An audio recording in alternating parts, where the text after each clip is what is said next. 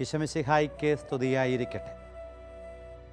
ജെറമിയ പ്രവചനം 2:13 വചനം ഇങ്ങനെ ഓർമ്മപ്പെടുത്തും: എൻ്റെ ജനം 2 തിന്മകൾ പ്രവർത്തിച്ചു.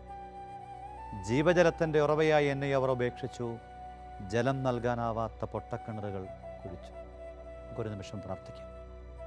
തമ്പുരാനെ, തിന്മകളെ തിരിച്ചറിയാൻ അതിലേറ്റം പ്രാധാന്യത്തോടെ നിൽക്കുന്ന ദൈവ അനുഗ്രഹ വഴികളെ നഷ്ടപ്പെടുത്തുന്നതും വിരുദ്ധ വഴികളിലൂടെ ജീവിതത്തെ അപകടപ്പെടുത്തുന്നതും തിരിച്ചറിഞ്ഞ് തിരുത്തി അനുഗ്രഹീതരാകാൻ കൃപയേകണമേ. ഈ നിമിഷത്തെ അവിടുത്തെ പ്രഭയാൽ പ്രകാശിതമാക്കണമേ. ഞങ്ങൾക്ക് ആവശ്യമായ എല്ലാ അനുഗ്രഹങ്ങളും ഈ വചനമണിക്കൂറിൽ ഈ വചനത്തോട് ബന്ധപ്പെട്ട് ലഭിക്കാൻ അമ്മ മാതാവേ പ്രാർത്ഥിക്കണേ. സ്വർഗവാസികളെ മാധ്യസ്ഥം തേടുന്നു. പ്രിയപ്പെട്ടവരെ, ഒരു വിശ്വാസിയുടെ ജീവിതത്തിലേക്ക് തിന്മയുടെ സ്വാധീനം കടന്നു വരാനുള്ള 2 സാധ്യതകളെ വചനം നമുക്ക് മുമ്പിൽ വയ്ക്കുകയും 2 തിന്മകളാണ് ഒരാൾ ജീവിതത്തിൽ എപ്പോഴും ശ്രദ്ധിക്കേണ്ടത്.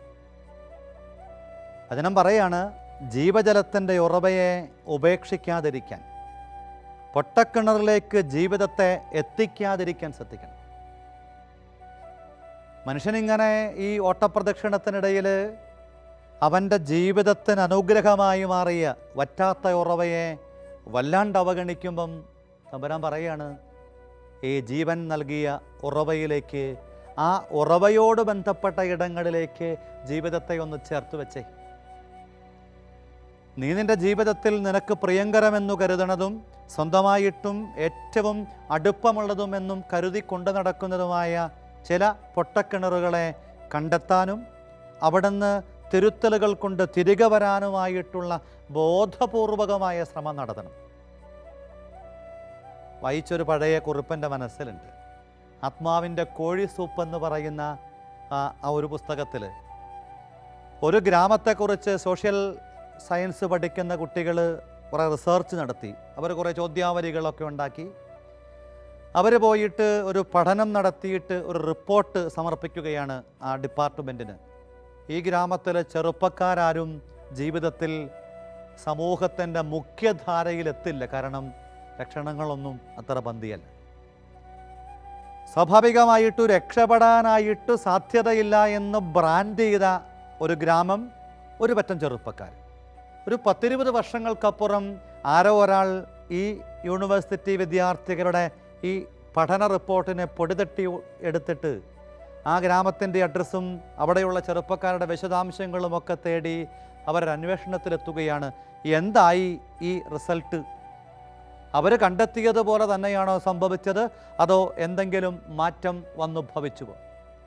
ഈ ഗവേഷക വിദ്യാർത്ഥികൾ പിന്നീടൊരു അന്വേഷണത്തിനൊടുവിൽ അവർ തിരിച്ചറിയുകയാണ്, ആ ഗ്രാമത്തിലുള്ള നല്ല ശതമാനം ചെറുപ്പക്കാരും വളരെ അത്ഭുതകരമായിട്ട് ജീവിതത്തിൻ്റെ ഔന്നത്യങ്ങളിലേക്ക് എത്തിയതായിട്ട്. അപ്പോൾ അവരന്വേഷിച്ചു, എന്തുകൊണ്ടാണ് ഇങ്ങനെ സംഭവിച്ചത്? ഈ ചെറുപ്പക്കാർ മുഴുവനും വിരൽ ചൂണ്ടിയത് ആ നാളുകളിൽ ഒരിക്കലും രക്ഷപ്പെടില്ല എന്ന് ബ്രാൻഡ് ചെയ്ത് പെട്ടിയിലിട്ട് അടച്ച് ആണിവെച്ച ആ ഗ്രാമത്തിൻ്റെ ചെറുപ്പ ജീവിതങ്ങളിലേക്ക് വെട്ടം വിതറാനായിട്ട് ആ ഗ്രാമത്തിൽ ഒരു ടീച്ചർ കടന്നു വന്നു. ആ ഉൾനാടൻ ഗ്രാമത്തിൻ്റെ മുഴുവൻ ചലനങ്ങളെയും സ്വാധീനിച്ചുകൊണ്ട് അവിടെയുള്ള മുഴുവൻ ചെറുപ്പക്കാരൻ്റെയും ജീവിതത്തെ വ്യക്തിപരമായിട്ട് ഉറവയ്ക്കരികിലേക്ക് ചേർത്തു പിടിച്ചുകൊണ്ട് ഈ അധ്യാപിക അവിടെ ഒരു വിസ്മയം വിരിയിക്കുകയാണ്, അത്ഭുതമുണ്ടാക്കുകയാണ്. ആ ഗ്രാമം ഈ അധ്യാപികയിലൂടെ അത്ഭുതകരമായിട്ടുള്ള ആ ജലസ്രോതസ്സിനോട് ചേർന്ന് പുതിയ കാലത്തിൻ്റെ അനുഗ്രഹിക്കപ്പെട്ട മക്കളായിട്ട് രൂപാന്തരപ്പെട്ടു. ഇതാ ജീവജലത്തിൻ്റെ ഉറവ എന്നതുകൊണ്ട് അർത്ഥമാക്കുന്നത്. വിശ്വാസിയുടെ ജീവിതത്തിൽ ജീവജലത്തിൻ്റെ ഉറവ എന്നത് അത് പരിശുദ്ധ കുർബാനയിലൂടെയും അത് വിശ്വാസത്തിൻ്റെ ജീവിതത്തിലൂടെയും വചനവായനയിലൂടെയും ജപമാലയിലൂടെയും ആത്മീയതയുടെ കർമ്മവീഥികളിലൂടെയും ആർജിച്ചെടുക്കുന്ന ഒരിക്കലും പറ്റാത്ത ഏതു പ്രതിസന്ധിയിലും ഏതു പ്രതികൂലതയിലും 1-ാം സങ്കീർത്തനമൊക്കെ ഓർമ്മപ്പെടുത്തും പോലെ ആറ്റുതീരത്തു വളരുന്ന വൃക്ഷം പോലത്തെ ഒരനുഭവത്തിലേക്ക് ഒരു വിശ്വാസിയെ ചേർക്കും.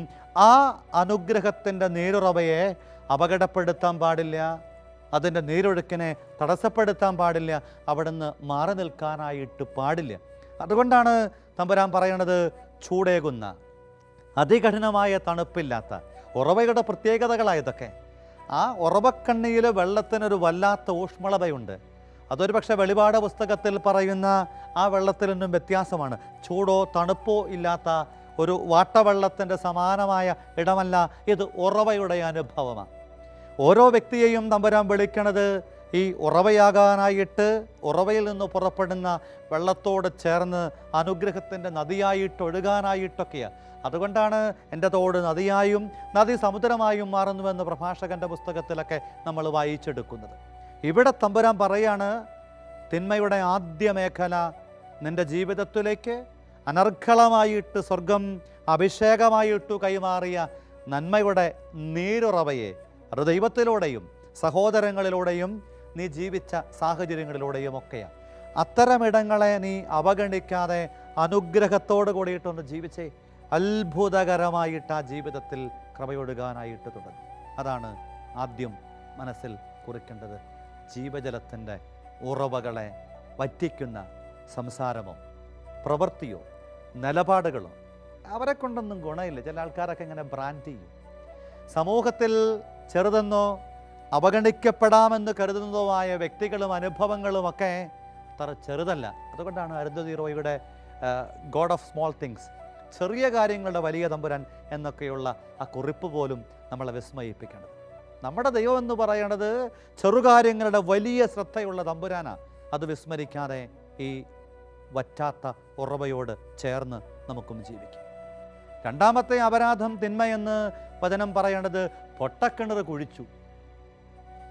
ദൈവത്തിന് കൊടുക്കേണ്ട ഒന്നാം സ്ഥാനത്ത് നിന്നും വ്യതിചലിച്ചുവെന്ന അപകടം മാത്രമല്ല, ദൈവത്തിൻ്റെ സ്ഥാനം പിശാചിനും ഈ ലോകത്തിൻ്റെ സ്വാധീനങ്ങൾക്കും ആസക്തിയുടെ കെട്ടുപാടിലേക്കുമൊക്കെ മാറ്റിപ്രതിഷ്ഠിച്ച് അപകടം പിണഞ്ഞിരിക്കുകയാണ്.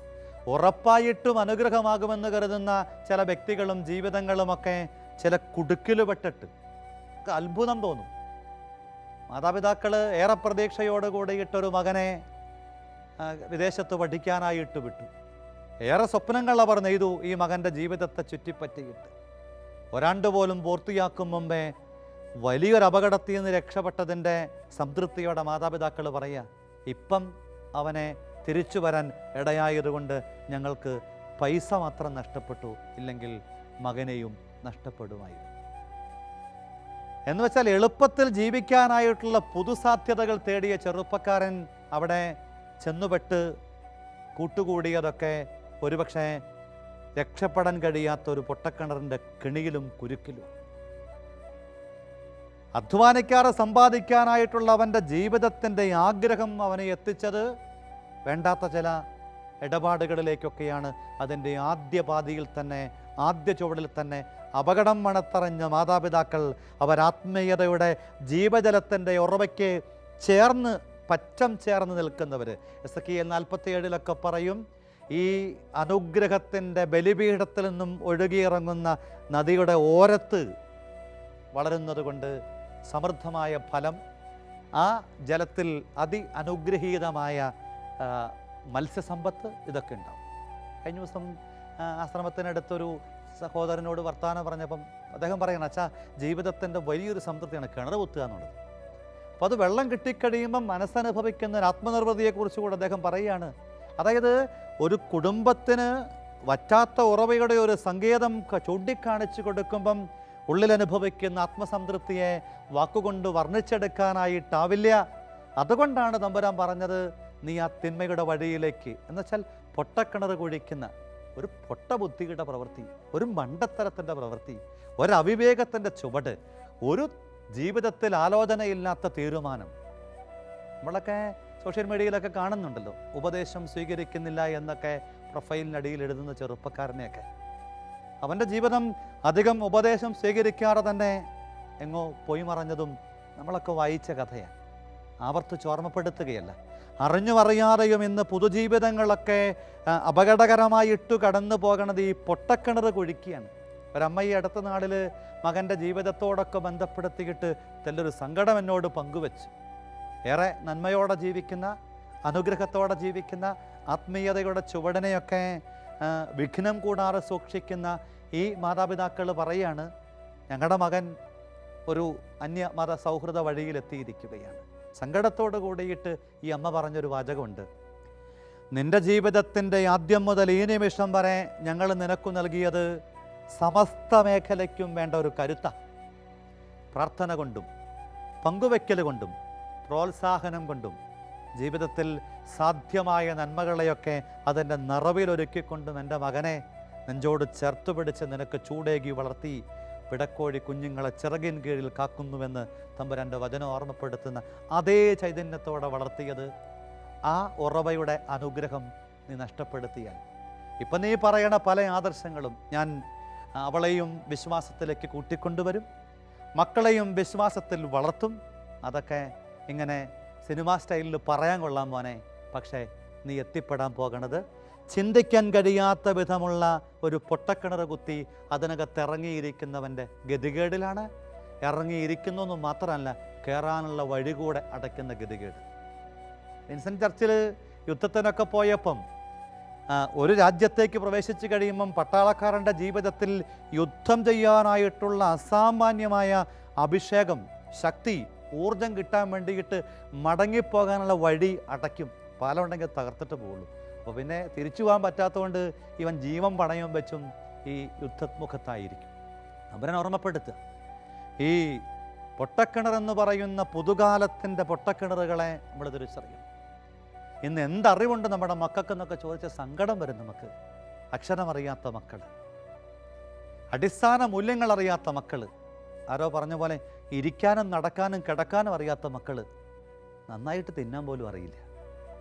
എന്തൊക്കെയോ വാരി വലിച്ച് ഭക്ഷിക്കുന്നു എന്നതിനപ്പുറം ജീവിതത്തെ കൃപയോടുകൂടിയിട്ടൊന്ന് ക്രമപ്പെടുത്താൻ കഴിയാത്ത വിധം പൊട്ടക്കിണർ കുത്തി അതിനകത്തിരിക്കുക.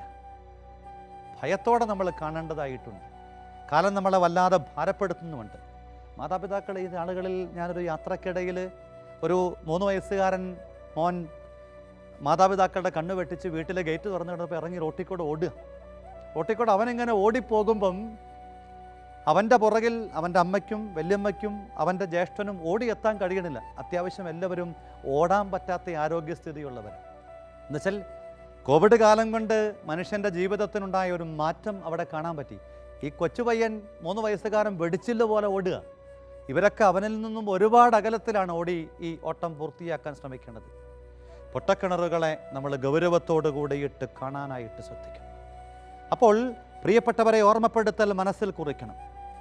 തിന്മകളുടെ ഈ കാലം, സ്വാധീനങ്ങളുടെ കാലം, നാം പോലും അറിയാതെ നമ്മുടെ കൈവിരൽ തുമ്പിലേക്ക് വിസ്മയങ്ങളെ എത്തിക്കുന്ന, നമ്മുടെ കാഴ്ചപ്പാടുകളെ വികലമാക്കുന്ന, നമ്മുടെ ദർശനങ്ങളെപ്പോലും വല്ലാണ്ട് പരിമിതപ്പെടുത്തുന്ന, പുതിയ സാധ്യതകളിലേക്ക് എത്താൻ കഴിയുന്ന ചെറുപ്പത്തിൻ്റെ യൗവനത്തിൻ്റെ കുരുന്നു മനസ്സിൻ്റെ ഭാവങ്ങളെ മുഴുവനും മലീമസമാക്കുന്ന പുതുകാലത്തിൻ്റെ ഈ അപകടത്തെ തമ്പുരാൻ ചൂണ്ടിക്കാണിച്ചുകൊണ്ട് പറയും, അതാണ് പൊട്ടക്കിണറെന്നൊക്കെ പറയുന്നത്.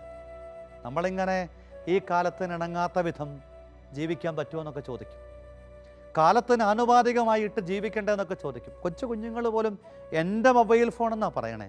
പപ്പയുടെ മമ്മിയുടെ എന്നൊക്കെ പറഞ്ഞ കാലം മാറിയിട്ട് എൻ്റെ മൊബൈൽ ഫോൺ.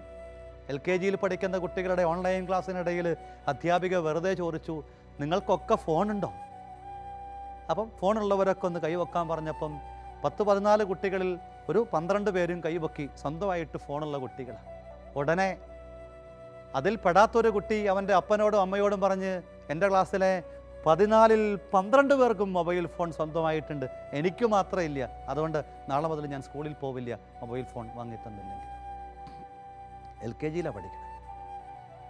ഒരു പൊട്ടക്കിണറിൻ്റെ സാധ്യതയിലേക്ക് ഒരു കുഞ്ഞിൻ്റെ ജീവിതത്തെ പരിമിതപ്പെടുത്തി. ആരോ പറഞ്ഞതുപോലെ ഈ കാലത്തിൻ്റെ, കോവിഡ് കാലത്തിൻ്റെ ഏറ്റവും വലിയ ദുരന്തം നമുക്ക് വിശുദ്ധമായ കുരുന്നു ജീവിതങ്ങൾ പോലും ഇല്ലാതായി. അവരെയും നമ്മൾ കുഴികുത്തി പൊട്ടക്കിണറ്റിലിറക്കി. തിരികെ പിടിക്കണം. ആത്മീയതയുടെ ഉറവയിലേക്ക് മക്കളെ മടക്കിക്കൊണ്ടുവരണം. അനുഗ്രഹത്തിൻ്റെ നിലപാടിലേക്ക്, വിശ്വാസത്തിൻ്റെ വഴിയിലേക്ക്. എസെക്കിയേൽ 47 ഞാൻ ഓർമ്മപ്പെടുത്തിയതുപോലെ അതിലേക്ക് മടങ്ങാനായിട്ട് നമ്മൾ തീരുമാനമെടുത്തു കഴിയുമ്പം ഈ നീരുറവ വന്ന് പൊട്ടക്കിണറിനെ നികത്തി അനുഗ്രഹത്തിൻ്റെ, അഭിഷേകത്തിൻ്റെ പുതുസാധ്യതയിലേക്ക് എത്താൻ പറ്റും. നമുക്ക് പ്രാർത്ഥിക്കാം. ജീവിതത്തെ തിരുത്താം. ഈശോയേ, ഞങ്ങളുടെ ജീവിതം ജീവജലത്തിൻ്റെ സാധ്യതകളെ വല്ലാതെ ഗൗരവത്തിലെടുക്കേണ്ട ജീവിതമാണ്. കാരണം ഞങ്ങളെ ഈ അവസ്ഥയിൽ ജന്മമേകി വളർത്തി വലുതാക്കി 139 സങ്കീർത്തനം ഓർമ്മപ്പെടുത്തും പോലെ ഉരുവാകും മുമ്പേ അറിഞ്ഞ് സ്നേഹിച്ചു പരിപാലിച്ച തമ്പുരാൻ, ആ തമ്പുരാൻ നൽകുന്ന ഉറവയിലേക്ക് ചേരാതെ ഉറവയെ അടച്ചു വച്ചിട്ട് അതിനെ ഇല്ലാണ്ടാക്കിയിട്ട് ഞങ്ങൾ ജീവിക്കാൻ ശ്രമിച്ചു.